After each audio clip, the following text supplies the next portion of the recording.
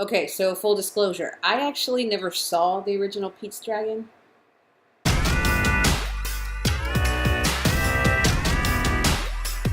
Yeah, like I said, never saw the original.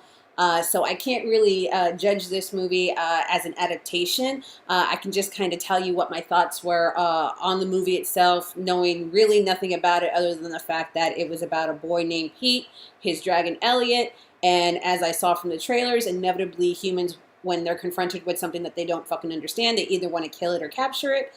And yeah, that's exactly what I got, and only that.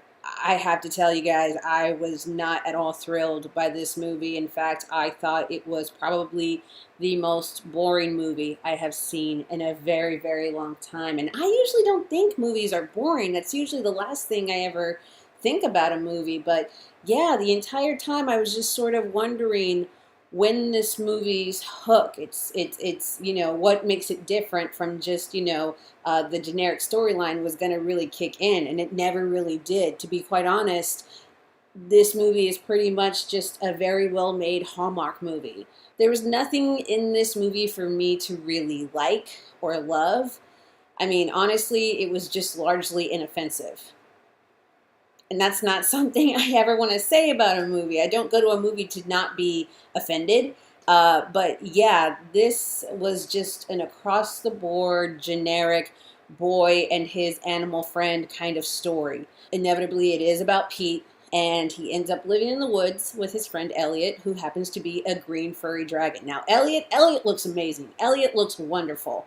However, I do want to go ahead and say this. I didn't start this channel early enough to actually review The Good Dinosaur, which I think is the worst Pixar movie to have ever been made. The entire time I was watching that movie, I was like, it's almost like they were making a screen test movie. Like they just really wanted to see how photorealistic they could make certain things look. Now, here I am, in mid-August 2016, now having seen this movie and The Jungle Book.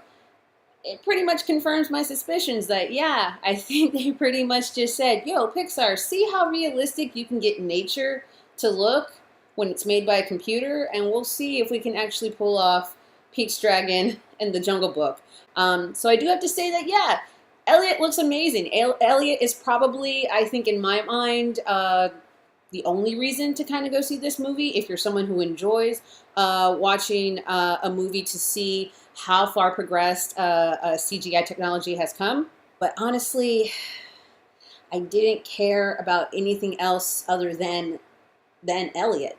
I didn't care about Pete at all. I just kind of knew that eventually, as with any of these, young child in search of a family kind of storylines, that, yeah, inevitably he would find a family. When you think of a mother, I think of Bryce Dallas Howard. And then you have like this feral child who's in search of, not just a family, but really a mother. You're just sort of looking at the setup where you're like, oh, well, gee, I bet inevitably this is going to happen, and sure enough, it happens. Well, I also bet that they'll say this line, and then they say that line, and that's pretty much how the entire movie rolls out. So I just the entire time was just like, it cannot be this generic, and it was. And I'm really confused just because I heard so many good things about this movie. There was relatively positive buzz. I'm looking around on my news feeds, and all of my friends are like, I really like the movie. Really, some people are straight up, I love the movie, it's great, go see it. And I'm just sitting there like,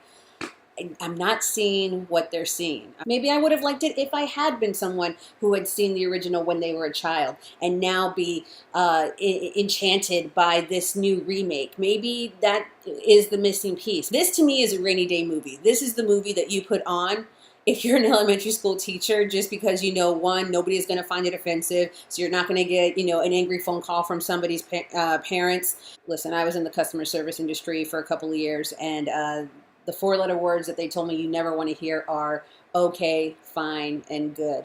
And that's pretty much the highest praise that I could pretty much wrangle for this movie. Yeah, it's okay, it's fine, it's good. It's good in the sense that there's nothing in here inherently bad, all right? Like, it's a well-constructed movie. The backgrounds and the scenery, gorgeous. Very competent performances by the cast. The kids were kid actors. They gave fine kid performances, but I'm sorry, this movie was so boring that it made me glad that I didn't have kids, because this is exactly the kind of movie that if you are a parent with young kids, that you would be like, let's go check out Pete's Dragon. I love Pete's Dragon, the original one, when I was a kid. I'm sure my kids will like this one.